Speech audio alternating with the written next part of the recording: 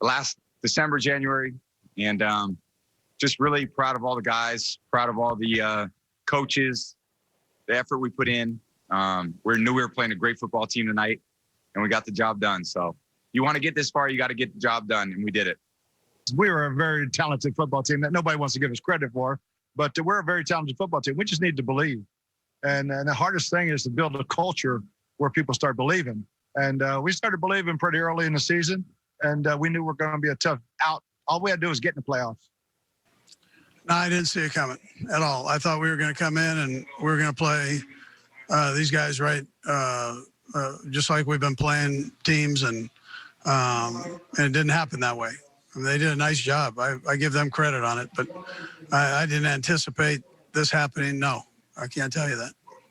I mean, obviously, I didn't play the way I wanted to play, but I mean, what else can you say? All you can do is leave everything you have on the field, and I feel like the guys did that. They were the better team today. They beat us pretty good. The worst I think I've been beaten in a long time. But I'm proud of the guys now. They fought till the very end of the game. All right. So, Nick, obviously there's a lot going on here. Let's start with this.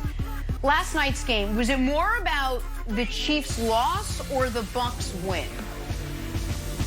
I think it's more about the Bucs win, and before I get into why, I would like to give a congratulations to Arthur Sears Herring, who's finally off the hook.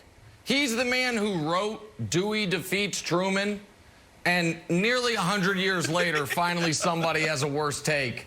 And it's my last 5 years of Tom Brady takes. So you're off the hook, sir. I now take that mantle for not just the lead up to this game, but for the last few years. Because everything that Brandon said the Chiefs needed to be worried about, they needed to be worried about, and everything that I dismissed happened. So I want to give the Bucs credit because I don't think it's about what the Chiefs didn't do. I think it's about what the Bucs did do. And in this game specifically, and I know Brandon will go on about this, so I'll be brief on this part of it, it was about Todd Bowles and that defense, as you guys discussed last week. Big picture-wise, though, it is about Brady.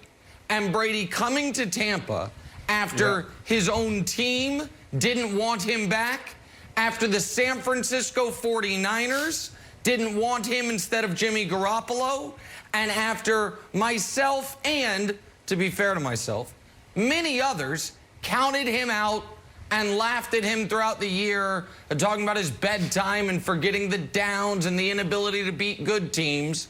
They were 7-5. They went into the bye week, and they have not lost since.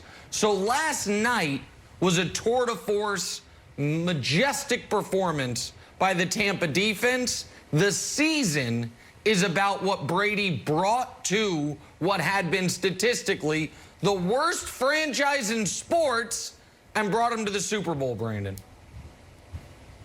100%. I mean, you can talk on and on and on about Tom Brady. We can talk about so many different things. Last night was about the Tampa Bay Bucs, and specifically Todd Bowles in that front four.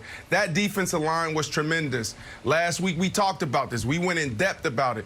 If Tom Brady plays clean and that front four can put pressure on Mahomes and stop the run, it's over. They have no chance.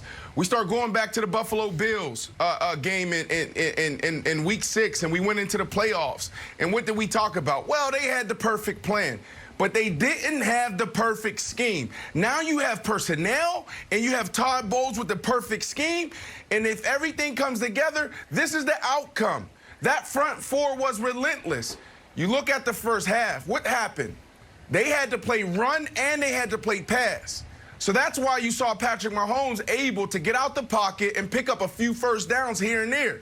But once they got the lead, it was lights out.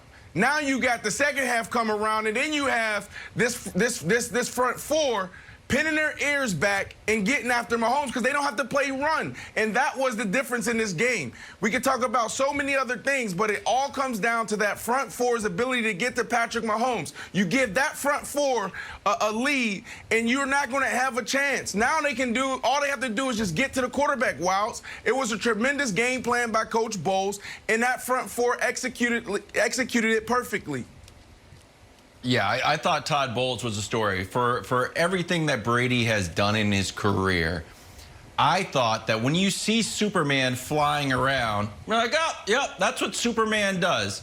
But we had two Supermen this game, but only one had the kryptonite, and that's Todd Bowles had the Chiefs' kryptonite, so I think that was the biggest story. Nick, your guy, historically bad Super Bowl. His fourth worst passer rating in Super Bowl history, that's Patrick Mahomes. Your guy, Tyreek Hill. We were like, how many backflips is he going to do into the end zone? 2, 3? What do you think? Maybe he does a forward flip. He had 200-plus yards outside the numbers when they met up in Week 12. This time, just week 3 yards. Not great. And this was the most amazing stat. Dusty gave me this one. Patrick Mahomes was chased for 1,000,000 yards. That's a real stat, 1,000,000 yards. And I know everyone's going to be like, how? How could we see this coming? We've seen Todd Bowles do this. Todd Bowles had the Aaron Rodgers kryptonite. Aaron Rodgers was like, yeah, I saw it coming. When Aaron Rodgers had that horrible game, 2 interceptions, low passer rating, completion percentage low, that's all Todd Bowles, and we saw it again.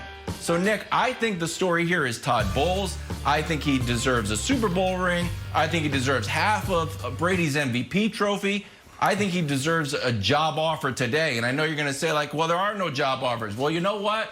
This is me as GM. Hello, average coach? Yeah, we're going to let you go. Okay, Todd Bowles will go. We'll see you later. I think Todd Bowles is the story of the Super Bowl, Nick. And the stat that you said, 1,000,000 yards, the number is 497. Next Gen Stats had it. Really? That is the number of yards Patrick Mahomes ran on scrambles and sacks. Think about that.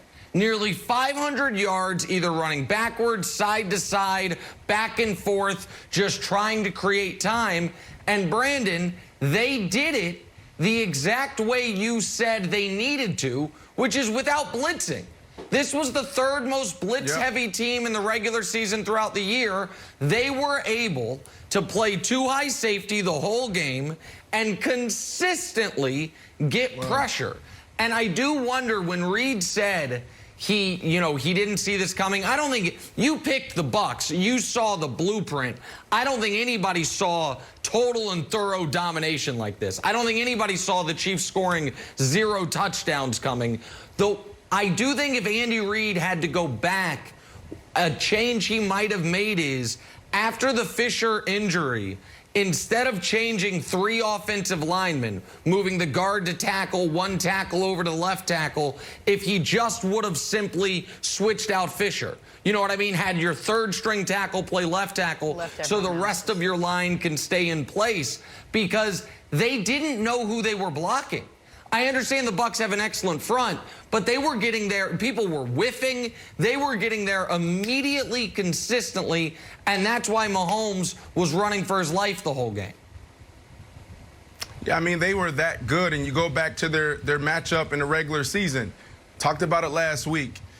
The first half, Mahomes did whatever they wanted. They could have put up 40 points. Second half was the blueprint, not only to beating them last night in the Super Bowl, but also getting to the Super Bowl. They used that same blueprint, that same game plan from Week 6 matchup against the Kansas City Chiefs, and they used that against Aaron Rodgers.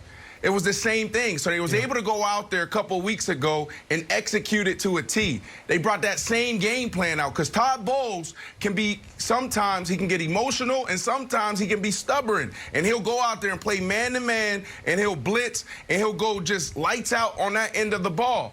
But what did he do last night? He played soft coverage, mixed bag. He blitzed maybe 5 or 6 times, and those front 4 got the job done, Jenna. That's why they won. And Tom Brady played a clean game. He didn't give them opportunities to score late in the game. Right. No, but you bring up a good point, Nick. It's hard to get anything done behind that shoddy offensive line Mahomes had last night. All right, much more on that. So with that, Tom Brady earns another Super Bowl ring to go along with his 6 others. He's running out of fingers. Does this officially sign and seal the great GOAT debate to be discussed next? First things first. He made it through.